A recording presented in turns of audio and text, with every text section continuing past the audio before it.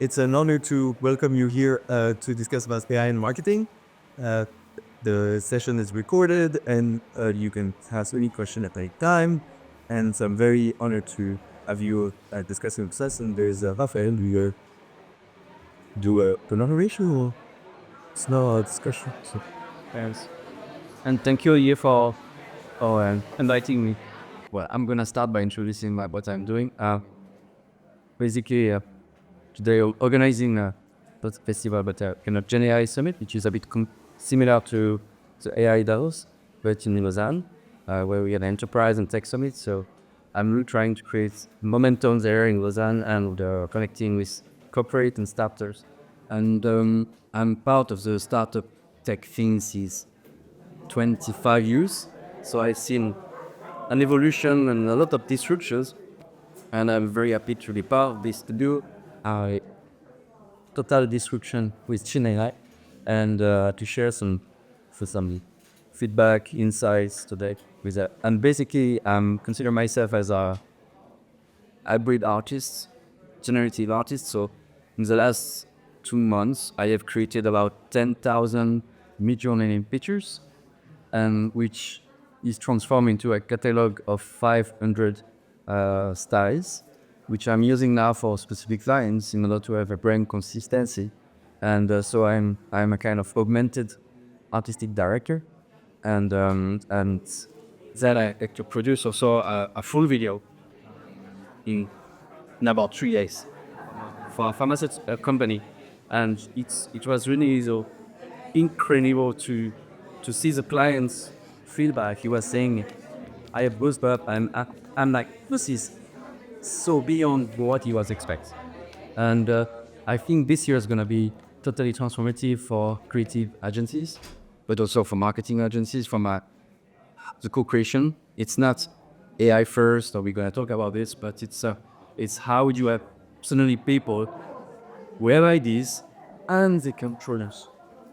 Because before they had to rely on a technical team of maybe 10 people, but suddenly with 3 people, or just by yourself, you have the tools at home on Sunday morning, and you can do amazing things or very ugly and stupid and bad because don't have the taste to do that. That's another question about taste. And maybe you introduce what all. Sure. My name is Jessica. I'm a part-time at BCG based in Paris. And I have two jobs at BCG. One is being a commercial partner, so I support clients in their data-driven marketing transformations. With that hat on, I actually own our AI and marketing offering globally, and I've been supporting several clients, CPG, fashion, and pharma, to rather really harness that end-to-end in their processes and knowledge. That's one hat. And my other hat is I'm also a global chief marketing investor. So I've been trying hardest for IC, Hakem, Dobbs, as Sekolas as well. So just keep art.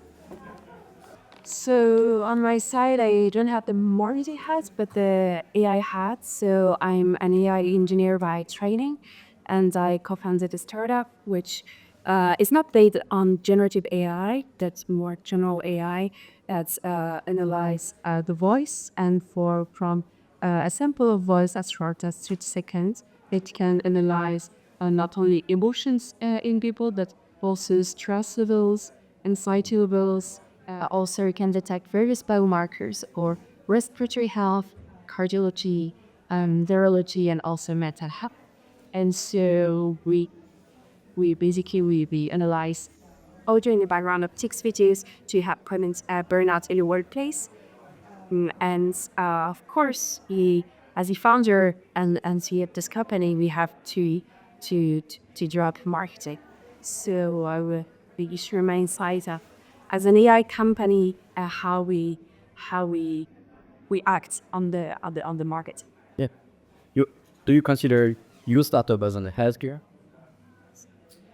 So we have different activities. The main one being on the healthcare. So we propose AI-based post biomarkers as a medical device. So that means it is used. We are in the middle of the regulatory process, but it's being used in hospitals currently the same way a doctor prescribed mood drawing or a CT scan or any kind of diagnostic testing, any testing you could do just based on the voice, we have the same power. But we also have other activities, including in market research, where we leverage voice analysis to analyze emotions. So we can not only analyze basic emotion like happiness, like actually I have just three emotions, but joy, anger, fear, and sadness, which are the four basic emotions. But we can also detect disinterest, excited, which is being used by some of our partners today during the market research to understand how the cartoon character is in the minds of people, how a brand is perceived by customers. By listening to our story, we were like, okay, but do you use automation to do your marketing and etc.? And she was like, we don't do marketing. And I was, okay, so you have more demands that you don't need to create an offer because they are coming to you. So maybe you had more sales problem, not to transform as quick as possible. And basically you answer in a very surprising way. You say regarding the sales thing, but how do you close today a deal? It's don't plan to build agents for that. No. I mean, as you mentioned, yeah, we don't do any paid marketing. So, I mean, marketing is really it's a broad field. So, I mean, taking parts in the non-table could be a way of marketing. But yeah, we don't do any paid marketing as per se. And when it's about closing sales, it's more about the human touch, about human relationship, which I think you shouldn't aim to replace. I think AI tools should really enhance what we do, maybe get quicker. And you mentioned some example with generative AI, so to generate illustration, also to generate a picture for maybe like an e-commerce selling clothes. You don't need to do all the Photoshop, etc. Today you can generate images. You can automate maybe like a lot of parts in your CRM. There are many things like boring tasks you cannot automate, but I think really the human relationship, I think we shouldn't aim to replace. And maybe it's related to the fact that because you provide a tool which is so deep into emotions, detecting emotions is something where it's related to the vulnerability of people. So you need human to explain certain sensible and yeah. It can be scary. Can you scare? Olivier, you have to introduce. So I'm Olivier Kennedy, and I work in a company called Enigma that I founded 16 years ago. And 10 years ago, we decided to try to be AI ready. By that, what we meant was organize all our data and everything is connected by API, and we can be ready for when it comes. And it we underestimated the cultural challenge of the switch in the creative team or in the trading team, because we do a lot of creative, but and for the trading team it was like a new tool to master, and the change management was very challenging. But what is interesting is 18 months ago we were using Gen AI just to do mock-up, to present it to clients and say that could be your campaign. And we start having a moment where they said, oh, but the picture is not great. I'm like, remember, it's a mocha. But they preferred a drawing than a mocha because it was too close to reality. And now we are at the stage, a few months ago, we did a campaign where we did a casting of AI people generated. They were like, I like this guy, but what is his name? I'm like, it's not people, it's like, and we were able to do a full campaign with posters and everything where it was completely generated. But what is interesting is what you said about the human connection is like we do a lot of B2B marketing, and when we do that, we had scaled systems that go into contact with people, simulating connections through LinkedIn, simulating messages based on the bio that people wrote or everything that they find, and creating all the first messages until it says it's interesting, let's reach for coffee. And the thing is, when we put that in place, we have a challenge because the team that receive it, then they have to gather all the discussion there was to continue it. And that's not so easy. So sometimes we have a team where we generate like 2, 3, 4 meetings a week for the salespeople on top with people they never talk to.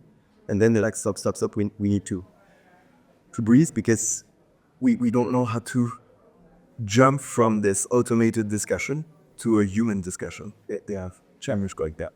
So co-creation, collaboration with AI, AI in the room is just the beginning, and we are not ready for that. Maybe you could explain from, because the good thing with series you have both challenges, which is to convert to the transformation of PCG inside, the transformation of clients outside. So I'm curious, do you see kind of distortion or maybe an acceleration inside BCG that you don't see within clients, or do you see also clients going faster on projects that you would like to see internally? I don't know how far you can discuss, but go ahead for what you kept it. Sure. And it's a fascinating playground because I feel like I have a double playground. And I try to bring things back and forth.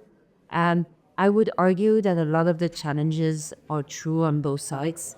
Um, and it's interesting, I was listening to you talk, you speak about that process from agency perspective. I see that process quite a bit from a client perspective, working with an agency. And what I have found in both cases is that you tend to start with pieces of content production there. So for example, I was doing this very big pharma transformation, content transformation, B2B, see what describing. And we started to say, okay, we can automate email production. Very easy. That's a core element of their marketing. And you have 90% efficiency on email production. Great. But then if you plot it back end to end in their cost of content, because you're automating a very small part of the full value chain, the business case is very valid. It's very poor because it's just you have a huge efficiency on the very small unit. And when you really want to start getting value from a corporate perspective, from AI in marketing, you have to take a much more end-to-end chain perspective of how you transform. And those process differences you were talking about in agency of bringing creative people together with doers is the same at a huge scale. Building corporates, you're talking about taking 1,000 people in a marketing team and thinking through how you rethink the algorithm, who does what. For example, it's much easier to centralize content now because of AI. Used to be that for cultural differences, localization challenges, you would bring a lot of the content downstream. But actually, you can now bring a lot of the content upstream and just create a very faster industrialization localization engine. That's a huge operating model rupture when you people up in the market. So, and your pharma, your regulatory forces are in the market. So that becomes a much bigger challenge. Other challenges of you have marketers that are used to a world where they are briefing external people. And that is their role. And then they're going back and forth saying, well, now we want you to be much more doers and get much more hands-on in the creativity because the tech it out that. And that you have to, and one of the things that then was bringing America, what you were saying, that you have to bring to the conversation is it's clear what's in it for the company of end-to-end efficiency. You need to figure out what's in it for the marketer. So they want to use it. What's the joy factor for them? What's going to make their day-to-day job more fun? And that I've seen with my internal hats on, that when we really cracked it was the moment when we stopped looking at the process just through the eyes of how do we make it more efficient, but we started looking at it of how do we make it more fun. And one of the things that really made a difference, for example, was to make the process much more voice-based, much more voice-based conversational, rather than it's taking what is today a very textual process where you write briefs and you write outlines, like you just send that and try to automate that to make it to a process that is much more conversational. So my writers, rather than just writing their outcome, you're talking to the AI and say, this is the conversation that I had and what do you think, and having that exchange. And that really did the trick. Or for sales reps, you're talking with sales rep. Did you one anecdote that I love? We were doing this AI transformation for a sales rep, and they were just not using the tools. And we were giving them the right incentives, the right trainings, and the punishment push, the target, everything in the playbook, and they were just not using it. And we cracked the adoption when we embedded in the tools, the fact that the tools were also helping them plan for their matching notes. because I realized lunch was so important. It was their joy factor in the day.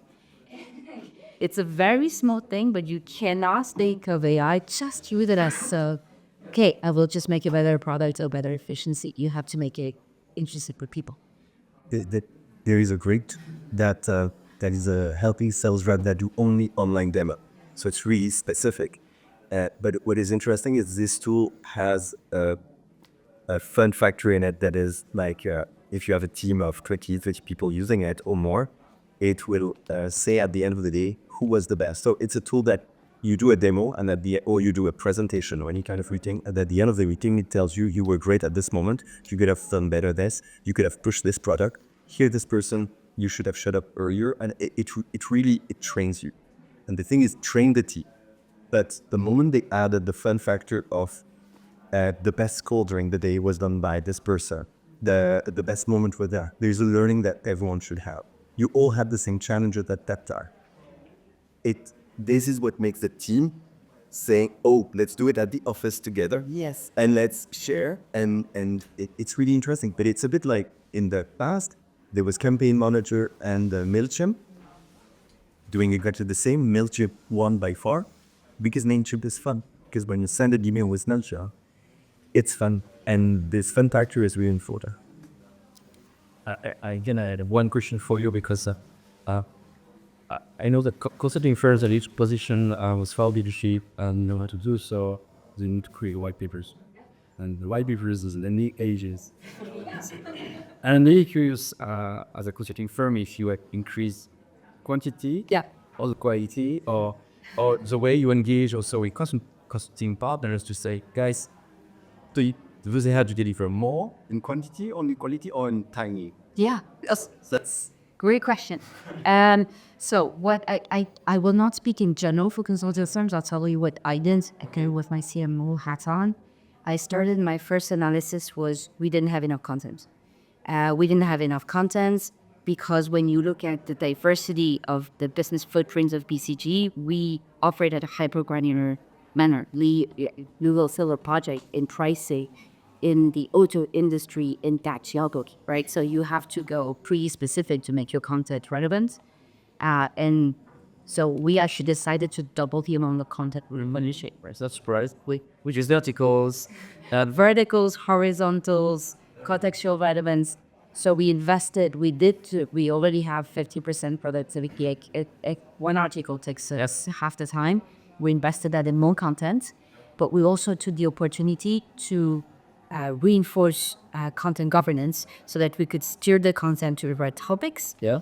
And I will share I think my most fun project of the last 2 years, I was trying to look for a way of finding new insights to ensure that my content pipeline was really on the right topics. Yep.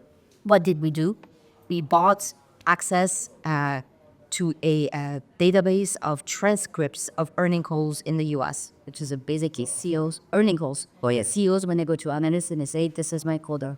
And we built a small AI and NLP base on top that tells us every quarter what conversations are big and what's communication are growing and declining. And we take that, we use AI to scrap our content pipeline and match both and say, does our volume and are we meeting the right topics? And if not, we have a fast track process to bring stuff back in and make sure we're on time. So we use AI to bring more insights, more data in the way we steer the governance, go faster, more content, and also to the point of we're making more 360 content every time. And because this year is going to be visual AI, Yeah. and you could imagine that the white paper is the starting point, because you collect a lot of knowledge now to generate maybe 20 to 40 pages, which have a lot of details and charts and facts and so studies on the ground, be like entrepreneur or enterprise studies in order to prove your words. That's what is expected from beauty. What I'm curious is to see if this year you're gonna start to say, okay, white papers, and we can create 5 articles and a video from that. Yes. And then a podcast, and then a podcast, and to think like food content, in not only to use the AI just not to produce the content, but to them generate Multiply. Yeah. So 360 totally, that's been on our strategy for a while. we have what we have started so far is really a texty audio. We've produced a lot of ebooks and podcasts with AI. We actually have a conversation agent called Gene that was embedded in that process. Start of last year. Video we haven't cracked yet. This is something we're looking at. It's your thing. But for sure it's on the horizon. I would just add one thing that we have started that I find fascinating. To me, it's like a holy grail of marketing. You'll tell me if you think the same.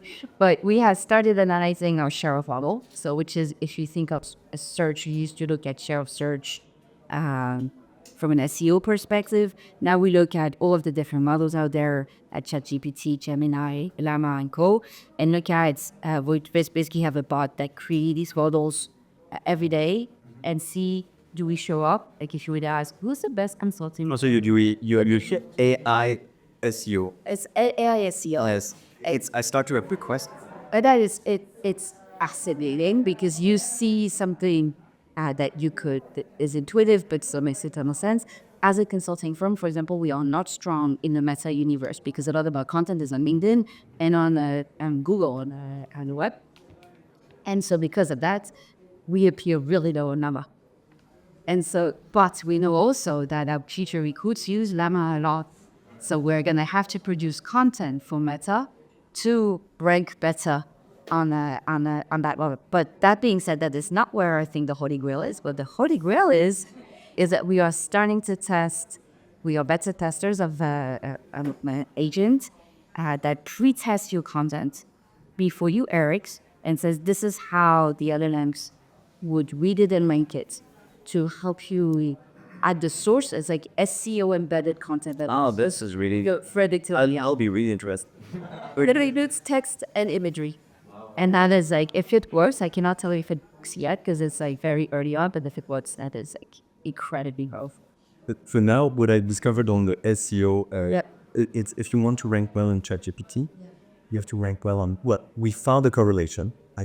We find a link. I don't know if it's real link because it's really the beginning. It's like if you're good on Bing, you get really good in ChatGPT, and then it makes sense because who owns the goes ChatGPT. So Interesting. So we found a really connection there.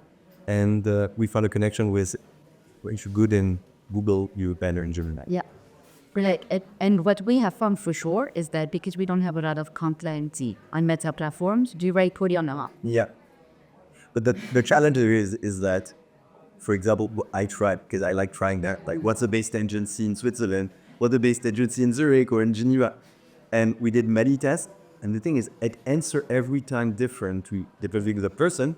And 2 days in a row to me, it gives me different answers. So we're like, it's totally not consistent. And sometimes it point agencies that are not marketing agencies. Yes. But sometimes it point agencies that have disappeared 10 years ago, been bought or something. So it's really, it's not stable at all. And we don't have a tool today to say, here's how you run. I don't know if you have that. No. So the Hayasia you want, yes, I have not developed it. I'm partnering with a tech firm on that. What they basically have done for that stability issue that you're talking about is a bot that just writes the queries thousands of times to each month. So that you get the statistical answer of how you rank. And yes, they can give you your average ranking and your average share of appearance. And they can also show you on average what is the type of attributes that comes up. Or you talked about as expertise heavy, superior thinking. Anyway, It's interesting. and it has a real impact because I know that a company that is selling women EGM product had a surge of 400% in sales one day to the next. So this is like real, something really strong, 400% in sales, and they were unable to analyze. The marketing team took months, like 2 or 3 months, to understand. It comes from the fact that they rank well on LLM queries because they were like, we don't see any source of traffic from who, like they didn't know how it comes. And it's just when you ask the LLM, it's a very recommended product. Fascinating. But was it given the link to the product or it was just given the name? Giving the name. So then you cannot even see on the website, you cannot say, oh, people went from ChatGPT to this. You just like, suddenly your sales are going up and you're like, we didn't put more budget, there's no awareness campaign. It's, there's a more, it's always a good news. But the thing is, you try to understand why one day to the next you go up and you try to analyze. It's a good problem to analyze. Sometimes people come more with, we drop 75%, what happened? And like, wow, that's another one. But this one is a positive one that is really trust. Apotheker you'll be able to buy ads, to what? Buy ads advertising on those models very soon? It always take quite a few years. If we remember, like Facebook was founded in 2004, 2007 they give access to people who have no education, .edu email, and it's only in 2010 that the first ads come. So it takes up. I don't think any time soon. Maybe in long-term future, but because these guys, if you look at like business models, they are not making money out of the consumer product, nor do they need to. They're making money through customer implementations and token-based pricing, which is different to Facebook that Exactly. had only its consumer product to monetize when it started. So I don't think they will do that anytime soon. No other any big guarantee.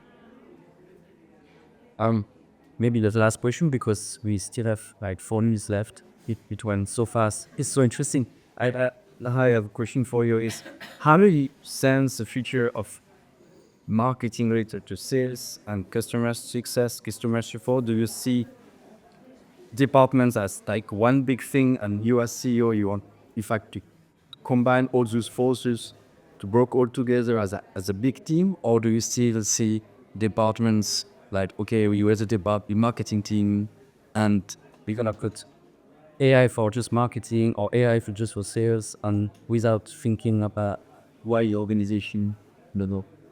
I think it really depends on the field in which you're operating first, if you are B2C or if you're B2B. But at least from my experience in B2B, the line between communication, marketing, and sales is really blurry. So I think you cannot silo it. And I think, yes, there will be many different tools leveraging AI to support these functions, but there will be maybe one like for support customer support is like so forward. We already have a lot of examples. But for example, I think you may have one tool that's overlap between sales and marketing, or one tool that's could also even overlap between communication, sales, and support. For example, you could see, I don't know, a request that often comes on the customer support side, and then you notice that it's something that's not only concepts in the customer support, but concepts as an objection in the sales. So you could use this information to break barriers in the sales process, and I think it will be possible. Did you have already requested a tool? Because your tool, for me, we finished the call and I was like, jeez, and what is, like that I don't know even myself. And like, because it has this sort of, when you talk about the medical, that you are as precise as a COVID test to know if people have COVID. It's quite impressive. So did you have requests from sales team? Because today, what I don't have, like I found tools that give you advice after. But what would be awesome to be augmented is during the call, to have something that say, good moment to silence. You leave it a breath. Like so many stuff could be done, like because we do that during call. Sometimes there's someone speaking and you're in front and you teach your colleague and say, and you give face to write stuff on paper. So because we do that in real life, but did you have requests like this? Yes, actually had a lot of requests from call centers, and we're working on some implementations currently. And there, oftentimes, the preoccupation is both on the burnout prevention side, so through early detection, stress, anxiety, and fatigue, which were the main precursor of burnout, we can detect early, and it help individual, because the insights are only on the individual level, they have aggregated data, but it helps to really realize and take action before it's too late. Usually that's the main thing. But we have had requests because our first product actually is a communication coach, and a communication coach to help you be more eloquent to see if you listen, if you use positive words, if you tend to not interrupt or monopolize the talk. And it's especially useful in sales function, and that's where you see biggest the margins ROI. And question for you, Laura. You talked about the application of your technology to call centers. Do you see any problem arising from a privacy infringement in terms? Do you have to notice to give a notice to people whom voices you're analyzing? Just like you would tell them, I'm about to record this conversation. Yes, no, do you agree? Is it the same for your tech? Yeah, so that's not mandatory by law, but even if it wasn't, we would do it. So, in for example, in a client calls, and so our main product is the integration into Tips, and on Tips you have a lot of call centers that you don't know it, but when you call the phone number, actually it was on Microsoft Teams. And there, we don't analyze the one recording of the conversation, but we can analyze only one person or the other. So that way, there is really a granular opting of people. And so if you want to only analyze the person within the organization, the employee sales rep, that way, this person like opt in and doesn't have to opt in all the time. It can do it automatically. And then on the client side, it's quite easy in e-call center, in contact sensors, because there, yeah, you have the boss saying, this call is recorded for quality purposes, blah, blah, blah. And with just this sentence, today it's enough for us to analyze the client. But it's not much more exactly it did. Now it's still, I mean, when you have this voice, I'd say this call is being recorded. Today you have many technologies processing a lot more information and just recording, and it's okay. But the relation, you're right, changed. And today you have many organizations and with so many insurance providers being aware of it so far. And you have to say it has to be an informed consent. So you have to say to the person what you do with the data. And so far with the companies we work, we aim to not say only just your voice is recorded for blah blah blah, but also what it's analyzed and for what purposes. She's got so. Exactly, but this is always tricky because you don't want to scare the clients, and actually the value of the insights when you don't only analyze sentiment and emotions, when it's about coaching and communication, like take a breath, take a pause, etc. It's more about analyzing the person within the organization, which has it. So we didn't face much that struggle, and we do it after the call. I thought it would be a lot more interesting during the call because in many companies they don't want to have the call disturbed by feedback, and so that's why it's only after. But as soon as there are companies really forward with the insight being given in real time, I would be happy to. Yeah, I need to ask you, reading your attendance for insights. We're getting clients about they have to address how far they can know their customers, and is it the job of marketing or the job of sales? And the same question that we phrased, can you explain how do you work with this, with helping your clients to understand how they have to join the forces between their partners? Do you want me? Yes, sir. So I have one of my favorite things in life is saying companies need an avatar policy. And I think it's neither with sales nor marketing. It just should be executed or developed. You don't have an ethics officer or something like that. Companies should. Because there's a ton of ethics questions underlying that. How far you go and know your customer. Are you okay with physical representation of the AI or not? Will it go down the deep fake path or not? If you're using bot, do you want them to have robotic voices and to be identified as AI, or do you want them to feel seamless and human? Are you cautious about having only female voices or not? So are you cautious about gender equity? I had this theory that all AI assistants out there all have female voices and we will overall giving orders to females, which is another problem. So anyways, there's a ton of questions around that. And I don't think you should be asking sales or marketing because they will be biased. Their interest will be to have the vast sales cycle, to know your customer to the vast depth where you can. So you need to take somebody who's a little neutral and outside of the process. So that's your first question. To your second question on how do you bridge the gap between sales and marketing, it's not just AI. That has been a question out there for years.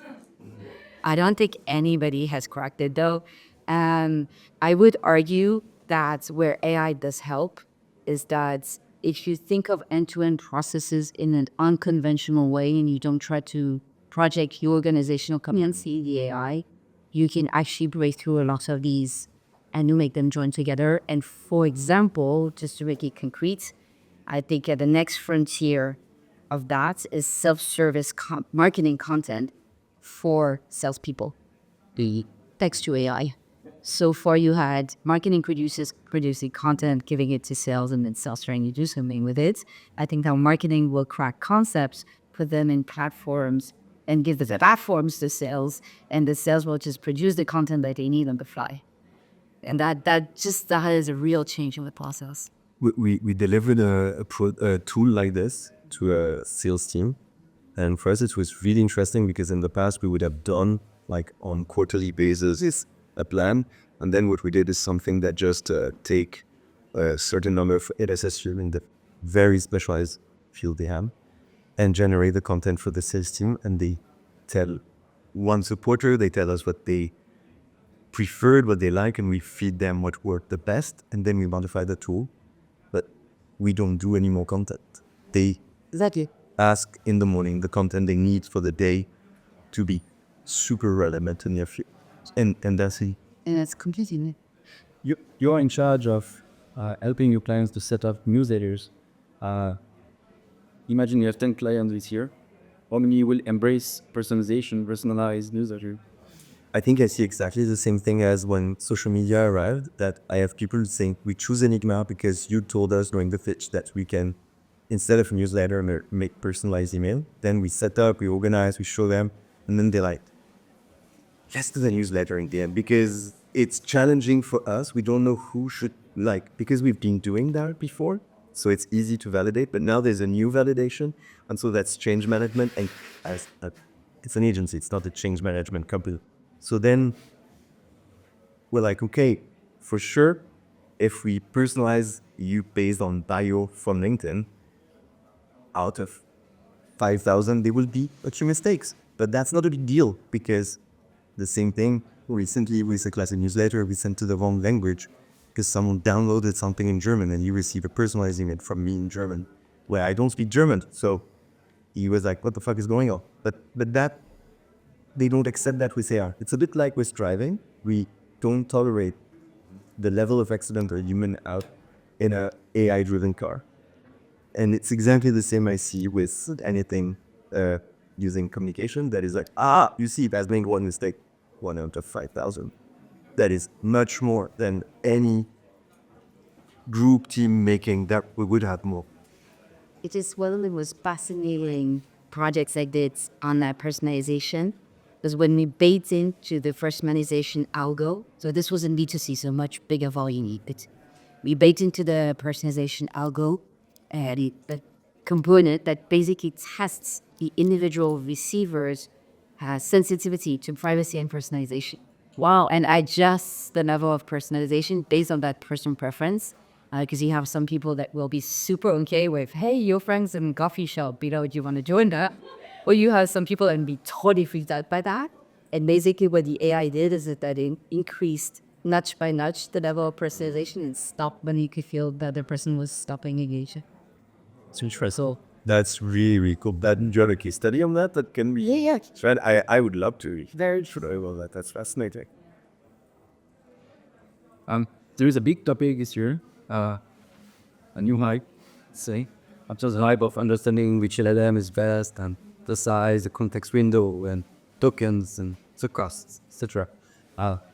Agentic or AI, or which is a very blurred definition of automation, and you are like, is it autonomous? Is it not autonomous? It's scripted? Is it a program? What it is powered by LLM or not? Is it just a developer doing it? Is it a full concept?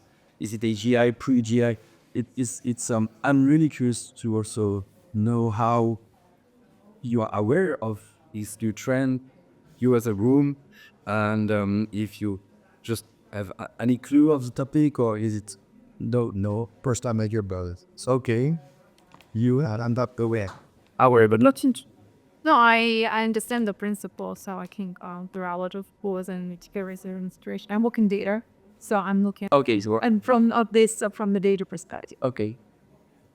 Yeah, I want to, I'm studying agentic AI in marketing, and also I want to add on one of the questions you were asking earlier. I'm the founder of a new tech media platform, which is a emerging alternative to all the existing platforms. And we're going to combine marketing and sales together on my platform. And it's video native. And it's also merging education and marketing advertising. So all the content on our platform is about leadership. It's educational, but it's also marketing. It don't have any advertising feel. But then when people watching those content is marketing. You can directly get all the data analytics of your marketing and sales on the platform, so that you don't have a marketing person do the marketing. You don't know what is affected, and you have to get a salesperson get another data. So we're going to combine everything together. So hopefully that will work out well. And we're also studying how agentic AI will be adopted on the platform to make it more effective, more efficient. What's your name as a name of company? It's called the Innovators. Check it out. Innovators.ventures. What? Yeah. So right now, we have all thought leaders I'm from Boston, US. Okay. So we have all the major thought leaders from all the top corporations, and then startup community, venture capital. So basically, we're a videalized innovation ecosystem for corporations, startups, big emerging companies, investors, and university. I come out of the university field before, and also BC. So that's why we kind of connect all the dots together at one time. Fantastic, cool. Yeah, hopefully, yes. Hopefully, this is your feedback, because you're all marketing as experts, so that's why I'm here to learn what everybody's talking about here. Maybe you? Oh, I want the compliance side of those. Yeah, but still waiting for my news page. Okay, but you heard about the topic of aging. Okay. So I get your question now. Very important to follow up on it. Pascal? I'm lucky enough to be I'm a partner in crime. His name is Xavier Comtes. He was the founder of SwissNext, the Swiss embassy, and I helped him to structure his think tank. So it's not a do tank like we do. It's a think tank where we write books. Already 10, we write one a year. So I was lucky enough to write, we went to Japan last year to see about this agentic AI, and they had a shitload of insights, and that was really cool because the principle is like you write the book on like taking on like how it's gonna impact, I don't know, watching, stream, whatever, and you really do thing, and then you produce a paper. So last year topic was on agentic AI. The only downside is that the book is in French. I apologize. We write in French, but no, I think it's a huge topic. I think it's a bit overblown in the media. It's like Web 1.0, 2.0, then 3.0. I'm still trying to understand what it was about.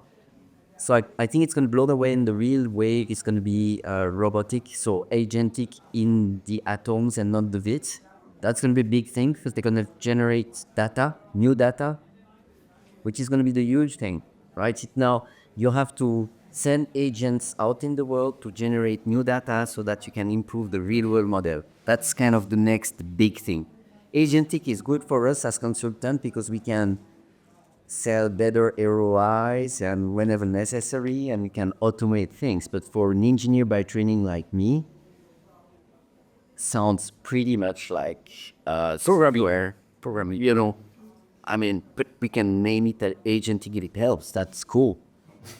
Yeah, I think for people who just discover the term, the important thing to understand is that it's not really a new advancement in technology. but it's rather an umbrella term that encompasses a lot of automation software that use AI. And the fact of dedicating a term for that category is gonna generate a lot more solution than that. Yes.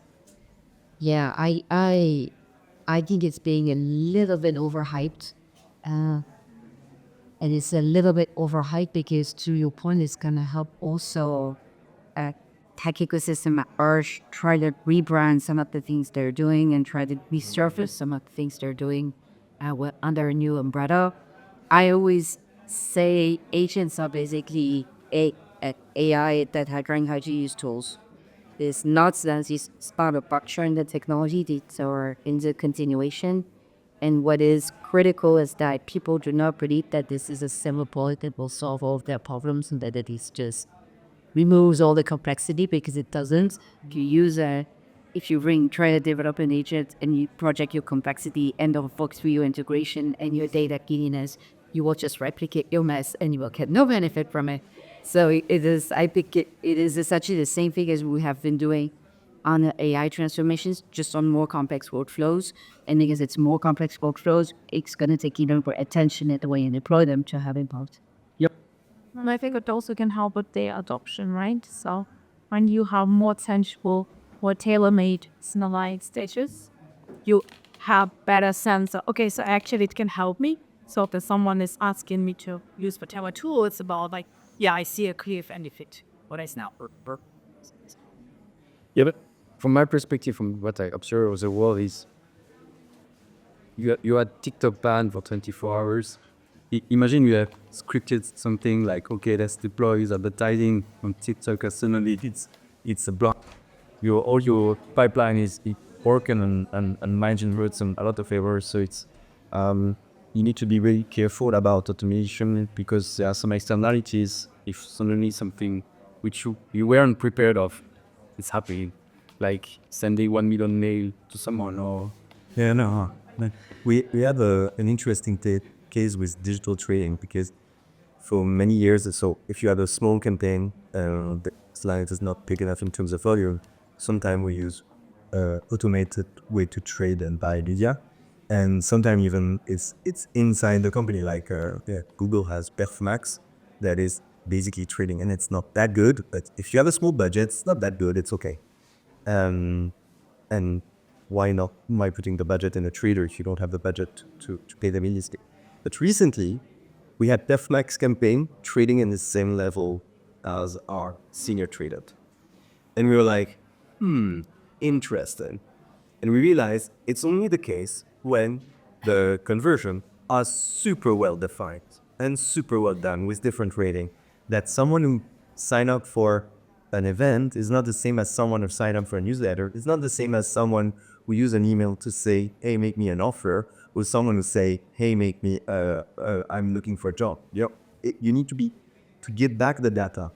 And we have an interesting case where one of our clients who knew how to do too much modified stuff on their website alone without telling us, so the conversion went wrong. So the thing is, for us in our dashboard, like conversion rate was good.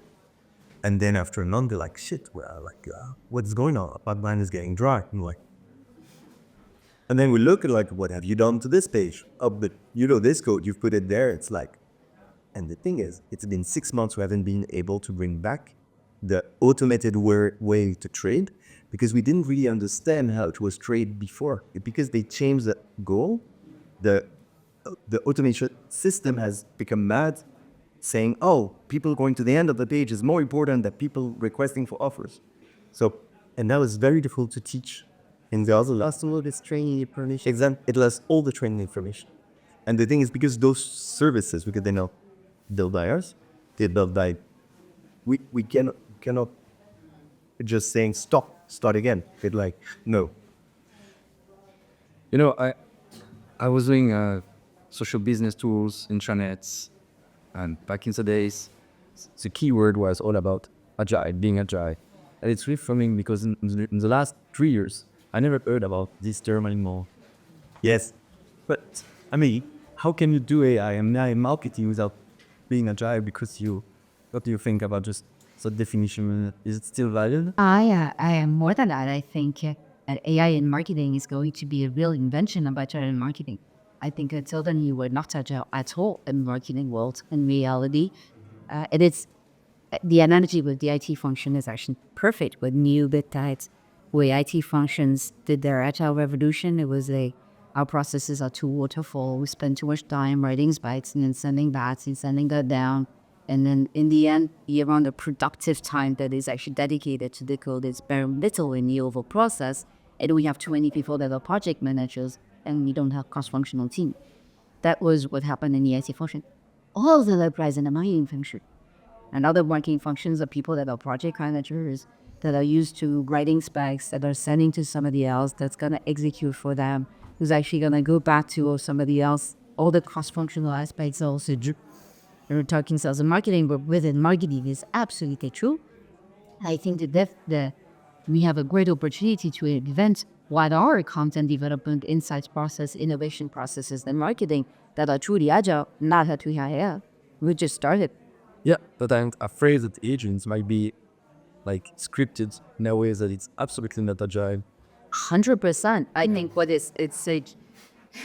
is happening today is that people are taking the current feral working ways of operating and trying to code that. Yes. And that has zero impact. And it's like destroying value activity because the coding, it gets very expensive. So it's for sure. I think when you bring like AI or agents, like that's the software, and I think it's good to also bring the agile development, the agile practice that comes with it. Because as you mentioned, if you don't if you're not agile, like coding, developing, it's never ending. You can always add feature, and I think that's the answer. I think they set that up like this. We know when the session ends and start. Because I was like, can we take the sound down? That they're like, no, it's very cordial. Cut that if you can finish. Yeah. That's my point. So if you bring AI in other function like in marketing, I think it's a good way to process to bring with it the agile process, so iterative process, in preparing it. That was awesome. Thank you so